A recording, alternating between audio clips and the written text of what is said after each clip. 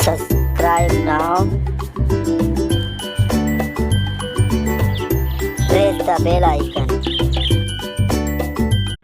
नमस्कार दोस्तों, स्वागत है आप सभी का स्टडी विद बुद्धसेन की यूट्यूब चैनल पे।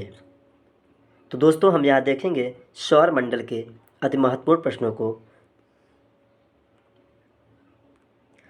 सुपर टेट के लिए विशेष तौर से तैयार किया गया है। सौर मंडल यानी सोलर सिस्टम के अति महत्वपूर्ण प्रश्न होंगे इस वीडियो में। वर्तमान में सौर मंडल में कुल 8 ग्रह हैं। ये इम्पॉर्टेंट होगा आपके लिए। हालांकि पहले 9 ग्रह हुआ करते थे, पर 9 ग्रहों में से एक ग्रह प्लूटो को इस श्रेणी से निकाल कर इसे 92 ग्रह में डाल दिया गया है। यहाँ कुछ चित्रों को दिखाते हुए आपको ग्रहों के हिंदी व अंग्रेजी नामों को हम यहाँ बताएंगे, जो आपको हिंदी और अंग्रेजी में कन्फ्यूजन ना पैदा करे, और आपको अगर अंग्रेजी में दिया गया हो तो भी आप समझ सकें और हिंदी में लिखा हो तो भी आप पता, क्योंकि एग्जामिनर हिंदी में और अंग्रेजी में दोनों में नाम लिख कर आपको कन्फ्यूजन पैदा कर देता है। मरकरी को बुध कहते हैं, वीनस शुक्र को कहते हैं, अर्थ यानी पृथ्वी, ये आप समझ ही गए होंगे, अर्थ यानी पृथ्वी, मार्स, मंगल को मार्स कहते हैं। ये हिंदी और अंग्रेजी में आप बिल्कुल ध्यान रखिएगा, कन्फ्यूजन ना हो। जुपिटर बृहस्पति को कहते हैं, सैटर्न शनि को कहते हैं, यूरेनस अरुण को कहते हैं, नेपच्यून आपका वरुण होगा। बढ़ते हैं आज के क्वेश्चन की तरफ, जो आपके सुपर टेट के लिए अति महत्वपूर्ण होंगे और सोलर सिस्टम से होंगे, और टॉपिक आपका पर्यावरण अध्ययन के से लिया गया है, सौर मंडल। तो ये आपके सामने पहला क्वेश्चन, विषुव का तात्पर्य है। सही जवाब हो जाएगा संपूर्ण पृथ्वी पर समान दिन रात। हम थोड़ी देर रुक के चलेंगे ताकि आप अपना आंसर चूज कर लीजिएगा, उसके बाद हम आंसर देते हुए आगे बढ़ेंगे। विषुव उस स्थिति को कहते हैं जब पृथ्वी पर दिन और रात बराबर होते हैं। यह स्थिति प्रतिवर्ष 21 मार्च व 23 सितंबर को होती है। आप अपने नोटबुक में ज़रूर ये तिथि लिख लीजिएगा, 21 मार्च एवं 23 सितंबर। यह ऐसी स्थिति है जब दिन रात बराबर होते हैं। बिल्कुल ध्यान रख लीजिएगा, क्वेश्चन इसको भी पूछ सकता है। बढ़ते हैं नेक्स्ट क्वेश्चन की तरफ। ये रहा क्वेश्चन, पाँचवा सबसे बड़ा ग्रह है।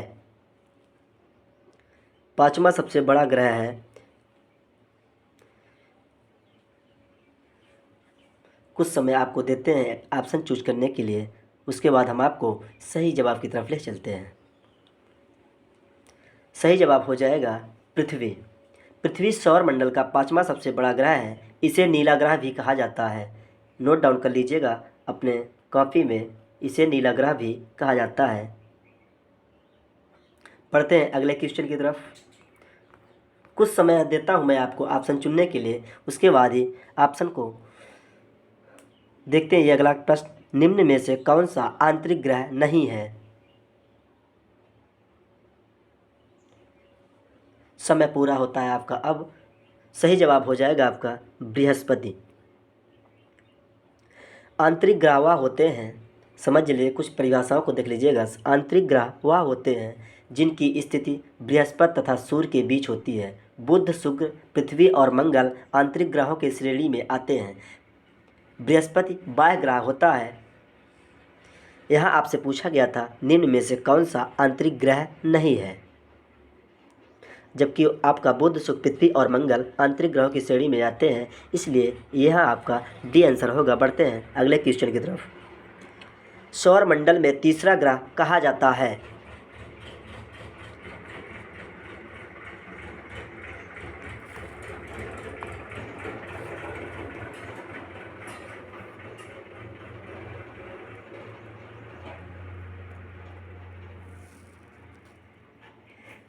तो आपका समय हुआ पूरा। सही जवाब हो जाएगा पृथ्वी। सौर मंडल में वर्तमान समय में कुल 8 ग्रह हैं, जो आपको पहले ऊपर ही बता दिए हम। सूर्य से बढ़ती हुई दूरी के क्रम में क्रमशः बुध, शुक्र, पृथ्वी, मंगल, बृहस्पति, शनि, अरुण एवं वरुण हैं। सौर मंडल का तीसरा ग्रह पृथ्वी है। आपका आंसर सही हो जाएगा सी। बढ़ते हैं अगले क्वेश्चन की तरफ।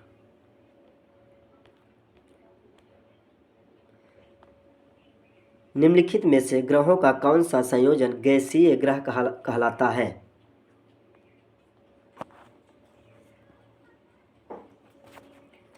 सही जवाब हो जाएगा आपका option A Brihaspati, Shani, Uranus, Neptune. सौर मंडल के अंतिम 4 ग्रह जो बृहस्पति, शनि, यूरेनस एवं नेपच्यून को गैसीय ग्रह कहा जाता है, क्योंकि इन ग्रहों के निर्माण में गैस प्रमुख कारक है। बढ़ते हैं अगले क्वेश्चन की ओर। ये रहा प्रश्न आपके सामने।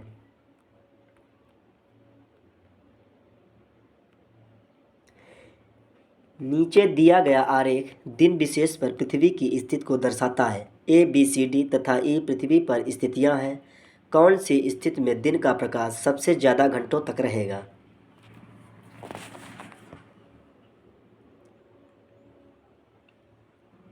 सही जवाब हो जाएगा आपका ऑप्शन बी डी स्थिति पे। पृथ्वी अपनी अक्ष पर 23 सही 1/2 अक्षांश पर झुकी हुई है, इसलिए डी स्थिति पर सूर्य का प्रकाश सबसे ज़्यादा पड़ेगा, ज़्यादा घंटों तक रहेगा। बढ़ते हैं अगले क्वेश्चन की तरफ। ये रहा क्वेश्चन आपके सामने। पृथ्वी अपनी अक्ष पर घूमती है।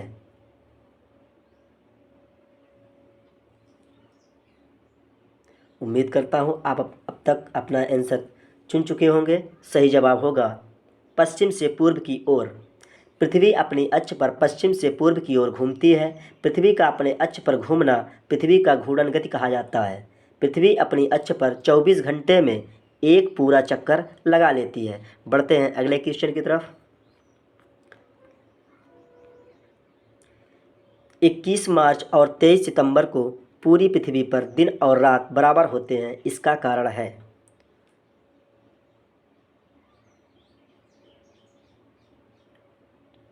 तो अब तक आप अपना आंसर चुन चुके होंगे। सही जवाब हो जाएगा आपका ऑप्शन ए। सूर्य की किरणें विषुवत वृत्त पर सीधी पड़ती हैं और इस स्थिति में कोई भी ध्रुव सूर्य की ओर झुका नहीं होता है। 21 मार्च और 23 सितंबर को दिन और रात बराबर होते हैं, क्योंकि इस स्थिति को सूर्य का प्रकाश विषुवत रेखा पर सीधा पड़ता है और कोई भी ध्रुव सूर्य की ओर झुका नहीं होता। इससे पृथ्वी को एक साथ हर स्थान पर बराबर प्रकाश पड़ता है। जो भाग सूर्य के सामने होता है, इस स्थिति में दिन व रात की अवधि दोनों गोलार्धों में 12-12 घंटे की होती है। बढ़ते हैं अगले क्वेश्चन की तरफ।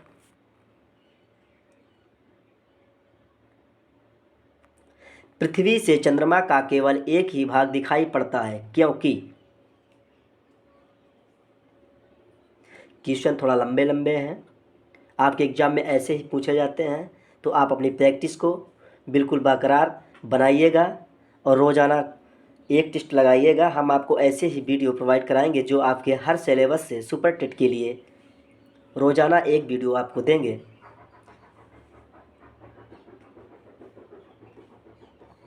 अब तक आप अपना सही जवाब लगा चुके होंगे, तो आपका सही जवाब हो जाएगा ऑप्शन डी।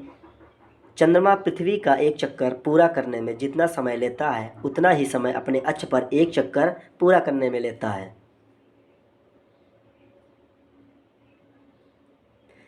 बढ़ते हैं अगले प्रश्न की ओर। ग्रहों के निम्नलिखित समूहों में से किस समूह के चारों ओर छल्ले हैं?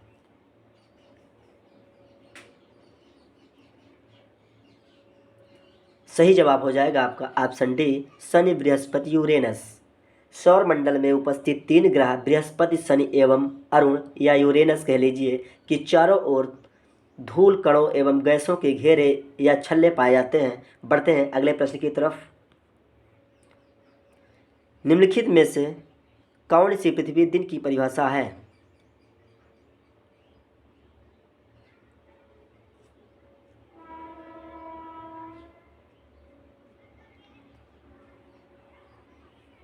अब तक आप अपना सही जवाब चुन चुके होंगे, तो सही जवाब आपका हो जाएगा ऑप्शन डी।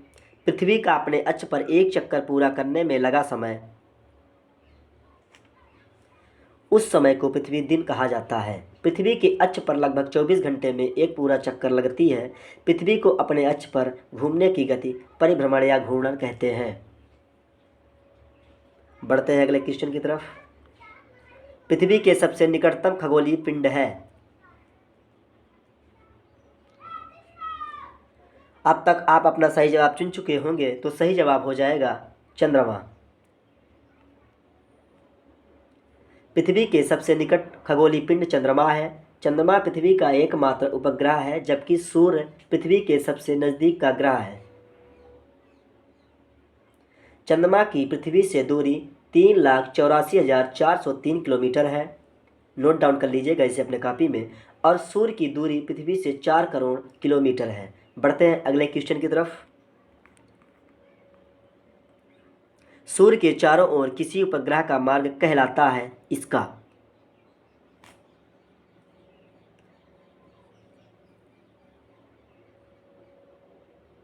अब तक आप अपना सही जवाब चुन चुके होंगे। सही जवाब होगा आपका ऑप्शन सी, कक्षा। सूर्य के चारों तरफ सभी ग्रह चक्कर लगाते हैं। ग्रहों के द्वारा जिस पथ पर सूर्य के चारों तरफ चक्कर लगाते हैं वह कक्षा कहलाता है। प्रत्येक ग्रह का कक्ष एक निश्चित पथ पर होता है। बढ़ते हैं अगले प्रश्न की तरफ। पृथ्वी एवं सूर्य के मध्य अधिकतम दूरी की स्थिति को किस नाम से जानते हैं?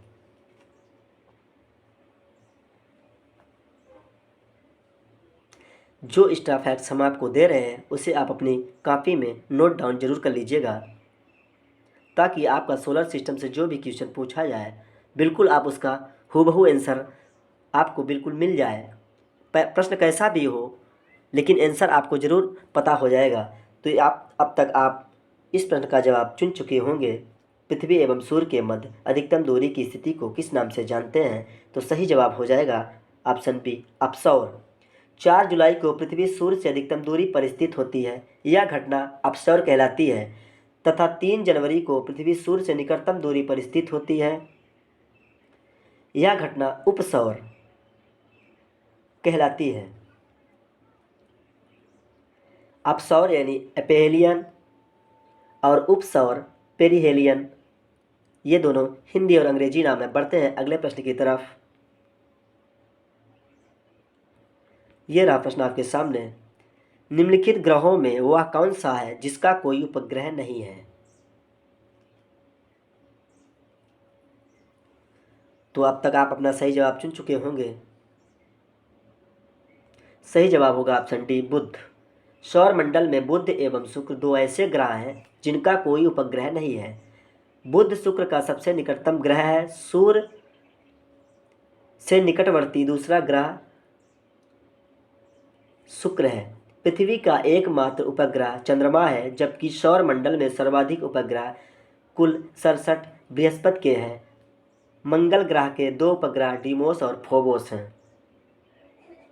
बढ़ते हैं अगले प्रश्न की तरफ।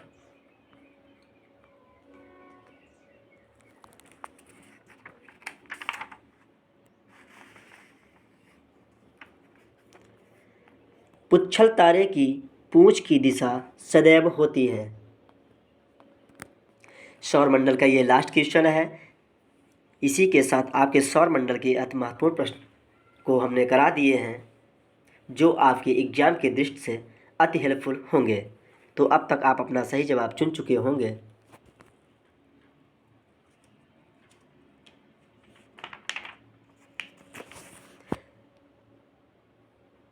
सही जवाब हो जाएगा ऑप्शन बी, सूर्य से दूर। धूल कणों, जल कणों और हिमानी गैसों का वह चट्टानी पिंड जो सूर्य के चारों ओर परवलयाकार एवं अति परवलयाकार पथ पर घूमते हुए पृथ्वी से कुछ दिन से कुछ महीनों तक नग्न आँखों से चमकीले रूप में दृष्टिगोचर होते हैं, धूमकेतु या पुच्छल तारे कहलाते हैं। सूर्य के समीप आने पर यह सूर्य से गर्मी या ऊष्मा प्राप्त कर अपने पीछे की ओर लंबी पूंछ का निर्माण करते हैं। इनकी पूंछ सदैव सूर्य के विपरीत दिशा में अर्थात सूर्य से दूर होती है। तो इस वीडियो में बस इतना ही। मिलते हैं आपके नेक्स्ट वीडियो के साथ। बने रहिएगा आप हमारे साथ। हमारे चैनल को सब्सक्राइब और लाइक ज़रूर कर दीजिएगा। हमारे साथ जुड़ने के लिए धन्यवाद।